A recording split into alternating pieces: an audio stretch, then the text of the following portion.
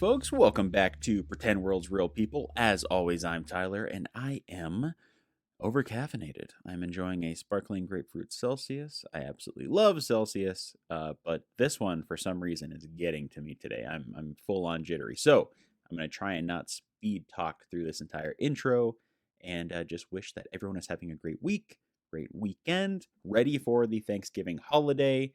And hopefully you've charted out your map to the different houses you have to go to, much like myself, because I'm also making a massive mound of mashed potatoes for the week that I'll probably end up eating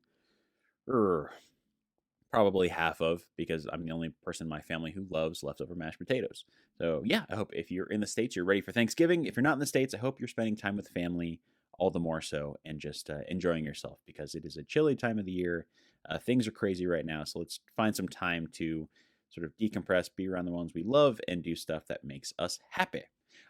Anyway, let's switch right over to the real reason why you're listening to this podcast, and that is for our guest of the week, which happens to be the coolest person that you could ever talk to, and that is the lovely Melanie Stone. Now, you may recognize her from Mythica, the film series, from Little Women, from the most recent VHS 99, or from my favorite horror comedy of the last 10 years, Deadstream.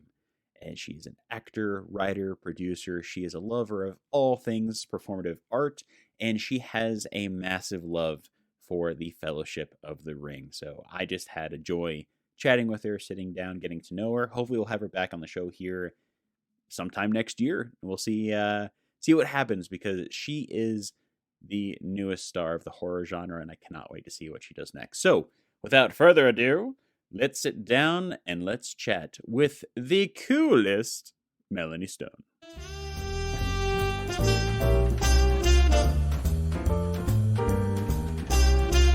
Hi, I'm Melanie Stone. I am an actor and a producer and writer. So fancy.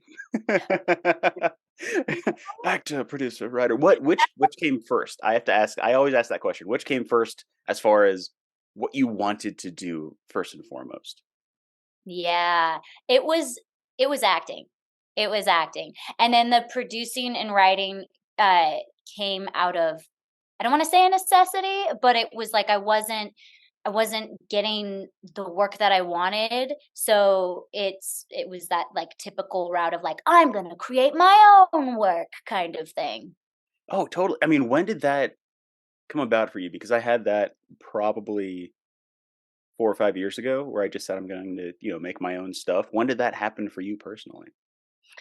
Um, I think I was always kind of doing that. Like it started in my early 20s. Mm. It was something that I think a lot of people was like, "Oh, that's Melanie's hobby. She likes to get together with friends and like make weird shorts." So I was doing it then, but not I wasn't consciously like trying to make a career out of it, but it was just something that like it got that like creative itch, Yeah. uh, out. And so, but I really started taking it seriously. I think it was after I met Joseph and Vanessa Winter, and they just had this incredible idea for it was like a sci-fi horror, and that's when I was like, okay, like producing, like I want to help this like see the light of day. And so it started there, and then there were just other projects. Like if I feel passionate about a project, then I will produce. Producing is really really hard. I don't love producing, but I do feel like I know how to do it. So if it's the right project, I will. Like Deadstream is another one that I helped produce, and I'm like so glad I did, because it's being received really well. For good reason, and I can't wait to dive into that in a little bit. But I have to control myself, contain myself with all the excitement.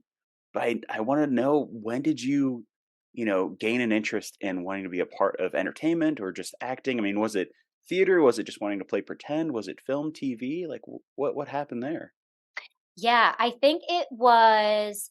I mean, I've got like the cliche answer where it's like I've been doing it for as long as I can remember, but also, um, I think I knew I wanted to pursue a career in the film industry. It was when Lord of the Rings came out. It was The Fellowship, and I remember I think I saw it 9 times in theaters. I, like, would beg, like, my any of my sisters who could drive, it was like, "Well, can you take me to go see The Fellowship?" Like, all of my money that I would earn from chores, it was, like, to go see The Fellowship of the Ring over and over and over and over again in theaters, and that's when I became, like, really obsessed with the behind the scenes, and, like, that series has such a great behind the scenes, like, they've got s such great content, and I mean, I think I would watch that as much as I would watch the films, and I was just fascinated with, how they did it, how they made these movies that I was so into, and yeah, I think that was a moment that I was like,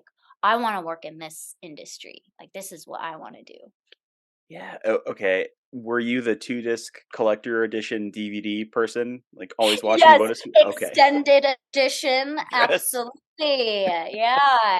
I'm like and every year I have a marathon where I watch all of the extended editions, and yeah, it's like I pay my respects to Lord of the Rings. Oh my god, that's like 12 hours minimum, maybe? Yeah, I mean, I'm gonna be honest, I don't do it all in one day, I do split it up into 2 days, you know? But yeah, it's what I do. I love it. That's so cool. And with that being a fan of Fellowship, were you looking up to, the cast and the creatives in that film in particular as sort of a way to gain insight into the entertainment industry? Or did you already have people you looked up to before? If you had anybody that you kind of admired before that. Yeah, I think before that, I mean, I grew up watching a lot of like old-timey movies. So, um, Debbie Reynolds is somebody that I adored, and I just thought, I don't know, she's so talented. And I don't know if you've seen Unsinkable Molly Brown, but I think Mhm. that's my favorite role of hers because she's just kind of like, she's just this fiery, wild, you know, woman. And I I love that performance because it's just so out there. It's not like demure or like, how Yeah. back then women were expected to act a certain way. And I just love that she just kind of like gave me permission to be like out there with performances, be weird, I guess. But yeah, I think she's someone that I really looked up to growing up, and I thought she was the coolest. Oh my god. I haven't seen that in so long, probably since college. But Okay. I totally agree. It's one of those performances where I just thought, this is nothing like anyone else during this time period. It stands out so much. This is insane. Mhm. And Mhm. with that info, you always, loved acting, love the theatrical experience.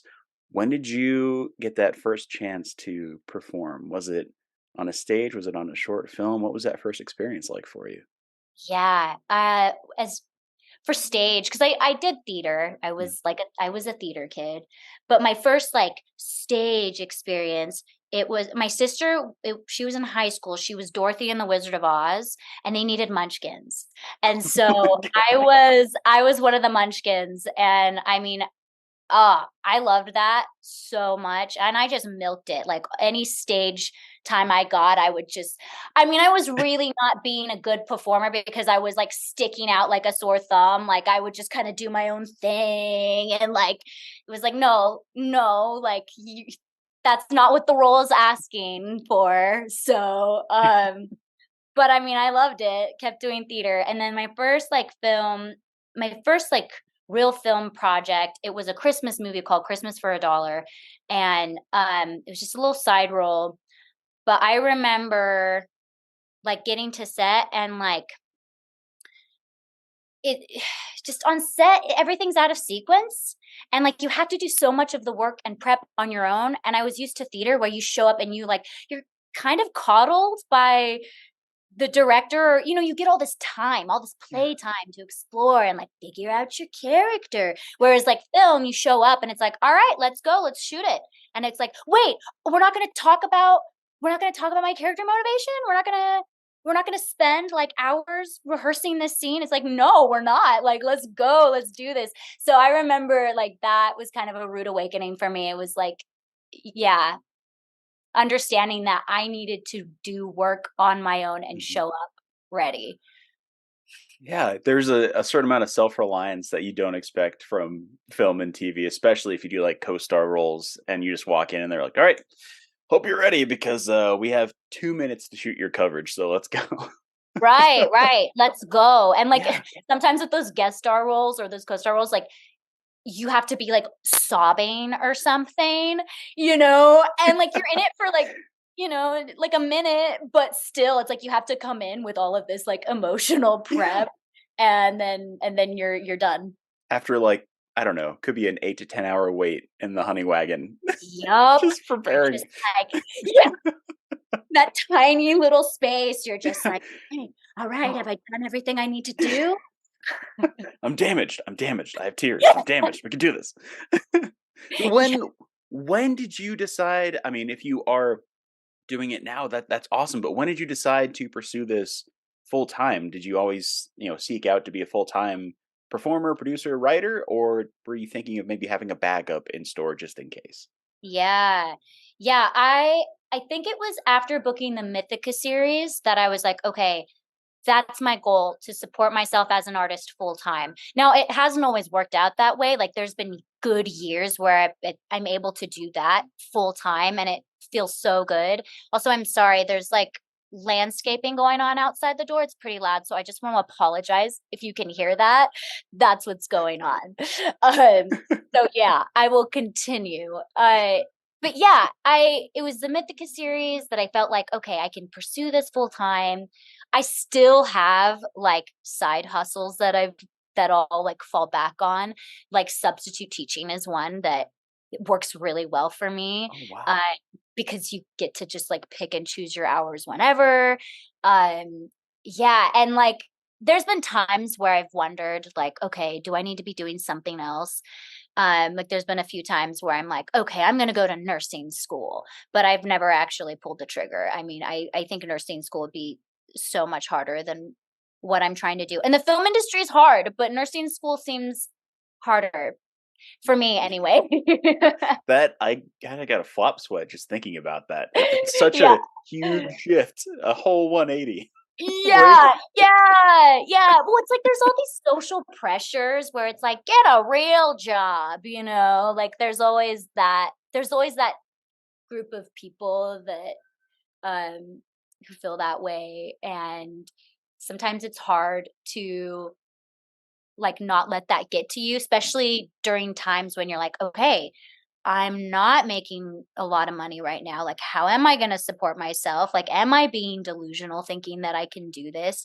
You know what's not delusional? Nursing. That is a noble cause, So I think that's where I was going. It wasn't that I was actually passionate about that. It was just like, that is a good job. That's a noble job. And you make good money. Uh, yeah, but I actually don't think I would make that great of a nurse if I'm being honest, so I don't know, you have that natural empathy already, right? So, Oh, I well mean, then. you have that in the can, it's just making sure you don't swap medications or do Yeah, something right, really it's the stuff that really matters, like, knowing how to do that stuff. I don't even know what it is, But but I that's a good option. I mean, that's something you could always try and do later on in life if you really wanted to, Right. but, it's like, that's a 2 to 4 year commitment just for schooling alone, Like, that's a Yes. lot. Right, right, and that was the Oh, other thing, is that it was like, what if the what if the perfect role comes along, like, while I'm in school, and then it was a complete waste of money like, there's always that too, so it's like any backup plan has to be, something that I can, like, leave behind yeah. if if the perfect thing presented itself.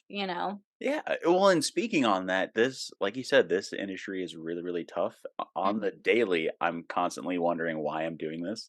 But there's ways for us to kind of find ourselves a nice piece of solitude, a place of solace, or maybe I don't know, just tasks that keep us grounded, so to speak. So, like, what do you do to wash away all of that like acidic stuff that's within this industry? And kind of really focus on yourself. Is there anything like meditation, exercise, crafts?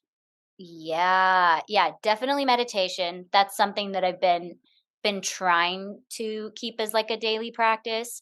Um, and exercise is also big. I try to mix it up a lot lately. I've been into yoga, which goes great with meditation.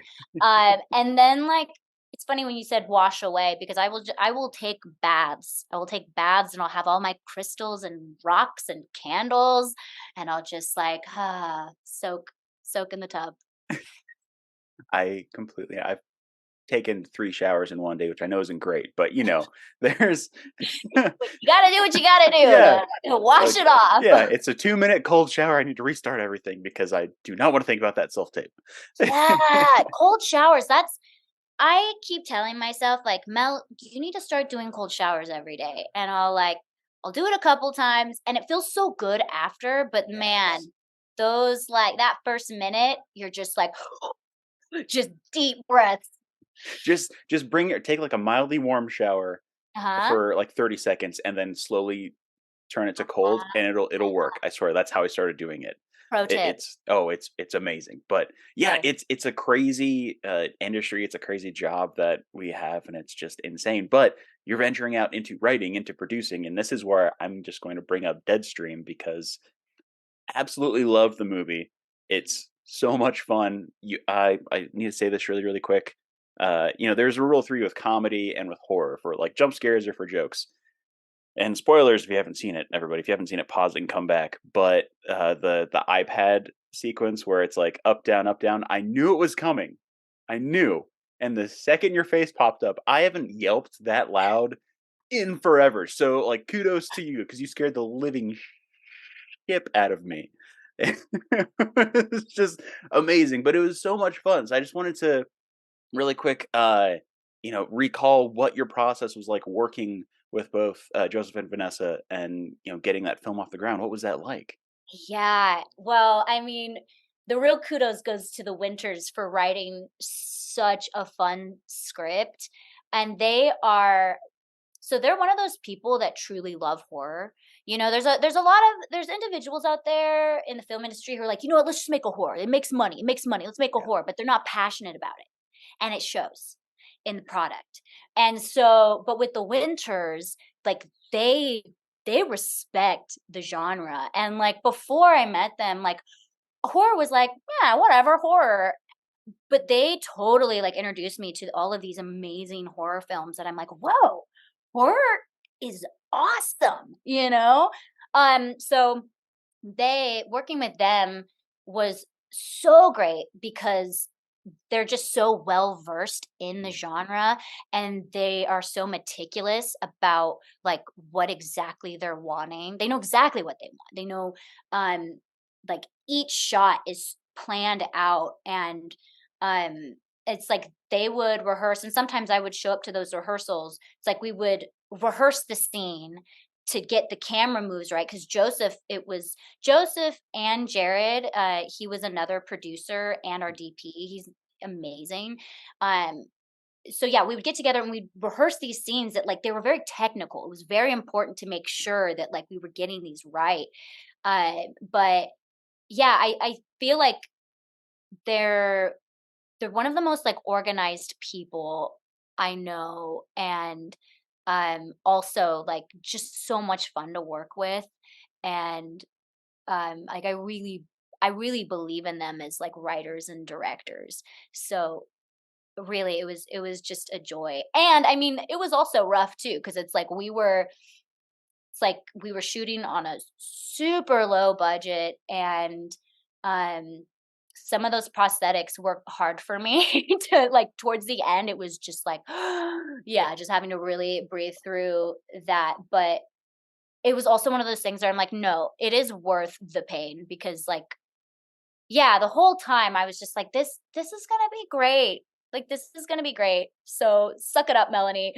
You can handle being in prosthetics for, hours. It's fine.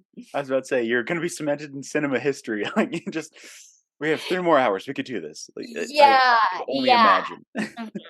And you know what? I will say, like, to the Winters' credit, they were very like conscious of making sure that I was okay. Like Vanessa Okay. would check in and just like, "Hey, how are you doing? How are you doing?" And I'm like, "I'm okay." You know? Like I had like this prosthetic mouthpiece that was driving me nuts. And yeah, they just also have they listen.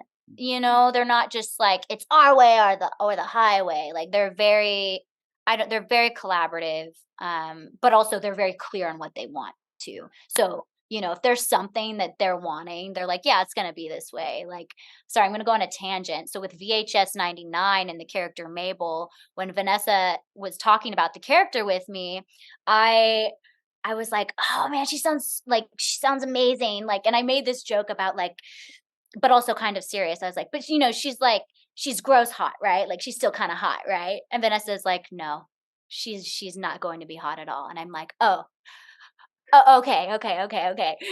Like there's that vain part of me that was like, "Can we still make her attractive?" And it's like, "No, she's not going to be attractive. We're making horror." So like, okay, fine. Well, I mean, most actors would wonder that, right? Whether it was intrinsically or extrinsically. But did you find beauty in that character, like as you were doing it, though? Yes. Okay. Yeah. Okay. It's funny.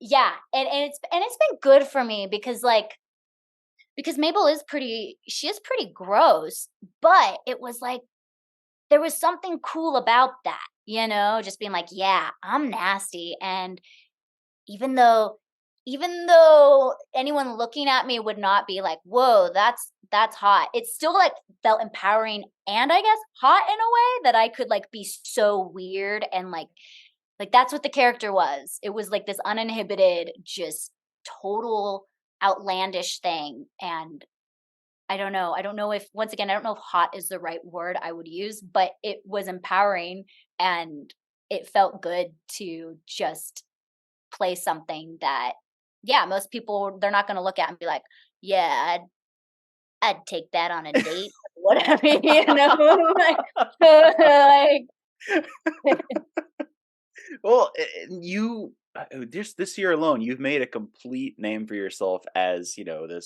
this horror horror star essentially. And I just well, one, I want to ask if you were a fan of horror beforehand, and two, if you see this as a sort of a new extension of your sort of like your career essentially. Like, would you like to go further into horror as the years go on, or do you see this as a this is just a pit stop on my way to, a heavy family drama starring Meryl Streep. Like, yeah, where?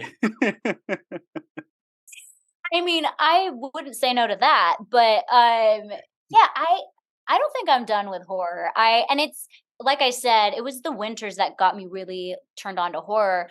Before that, it's like I'd seen, like, The Conjuring, and I was like, "That's a good horror movie," but I don't like other horror movies, but quite frankly, I hadn't really seen a whole lot. And then after meeting the Winters, they introduced me to Drag Me to Hell. I don't know if you've seen that movie, but I'm like, yeah, that movie's I amazing. would go grab my collection of Drag Me to Hell Blu-rays if I had a chance to leave my chair. But yeah, yes. It's so good. Like that to me is just like that's the perfect horror movie for me because it is scary, but it's also really fun. And there's kind of this like fantastical element to it that it just really speaks to me. I really loved that movie. And so anyway, long story short, I definitely feel like I'm going to be doing some more horror. I don't think I'm done yet. I think there's still like stories inside of me or characters inside of me that really want to like explore that space because with horror um I am allowed to be a freak and a weirdo, and that feels really good because like I definitely have a weird part of me, well, like a weird side to me. So not done with horror is what I'm saying. Yes. There any other I felt like I'm missing a piece of the question. Did I No, miss sorry. Well, we got super excited about Drag Me to Hell, we but you got answered. so excited. Because I kept saying the whole time I'm watching Deadstream, like this is so like Sam Raimi esque. I absolutely love it, down to the Mhm. point of you chasing the main character near the end, and you're falling down the stairs as you're talking. It's just Yes. is fantastic. So I'm super excited to see what else you do in horror because there's, horror has so many different subgenres that you could easily, go into. So I can't wait to see Right, what you do next. right, there's all kinds of horror, like, Yeah. that's ah, yeah, and before it was like, I just didn't know that that was a thing, that it's like there's all these different levels in that genre, and, yeah, anyway, thank you, Yeah. I appreciate the encouragement. Oh, absolutely. Well, speaking of which, I want to know what's next for you. What do you have planned, or what are you trying to manifest over the next year as we get closer to 2023? Yes. So there are these 2 horror comedy scripts that I'm currently, like, obsessed with, and I didn't write them, so I don't wanna say, too much because it's not my property, but I've jumped on as, like, a producer, and I'm gonna try and, like, help these get made because I they're so good. They're so, so good. So I hope that it happens. And then I do a rock opera every year.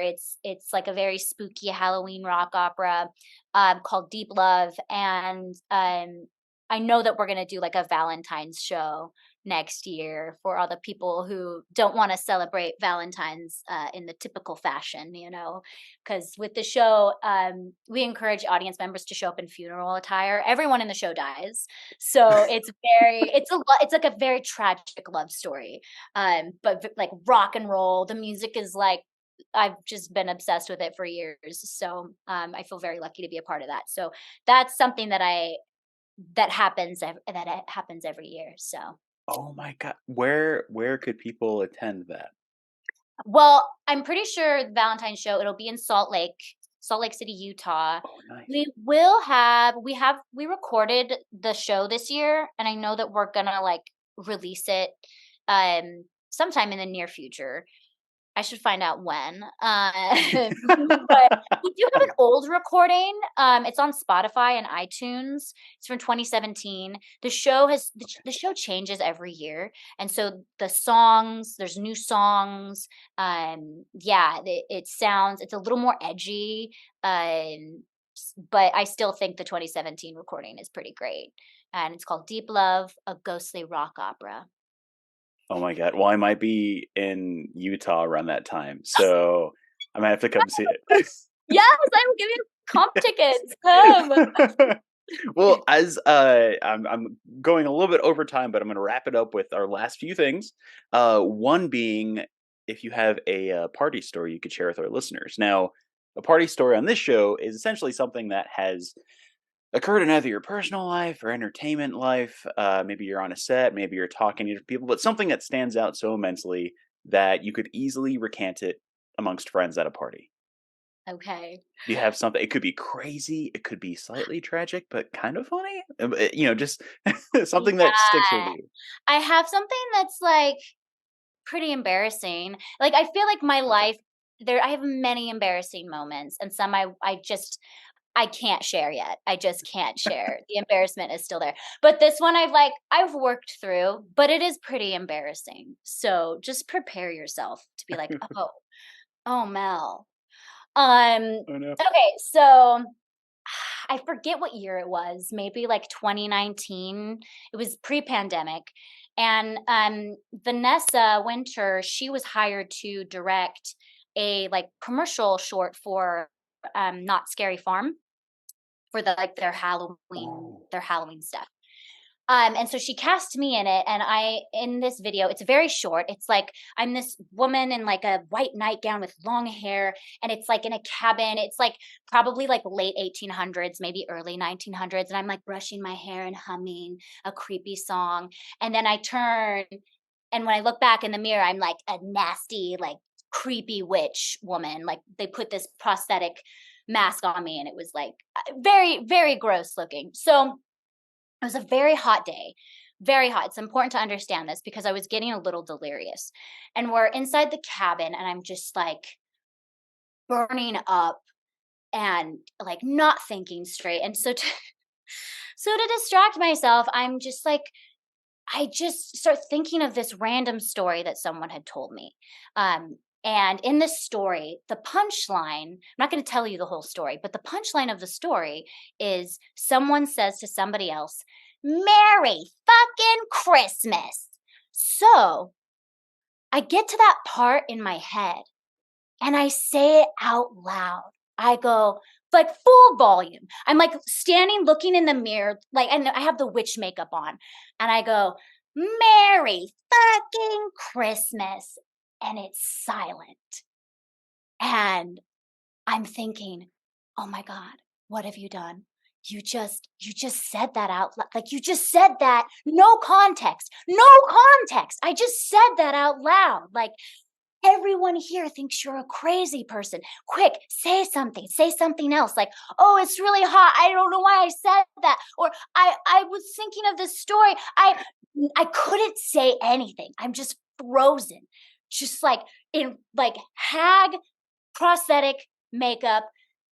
Finally, after what felt like an eternity, I think it was the DP, just starts talking about something else, completely changes the subject. It was like everyone in the room, there was like this agreement of like, we're not going to acknowledge that. We're just going to move on. And I just remember thinking, like, oh man, like they think you're crazy. And like, maybe you are crazy. Like, that was my thought.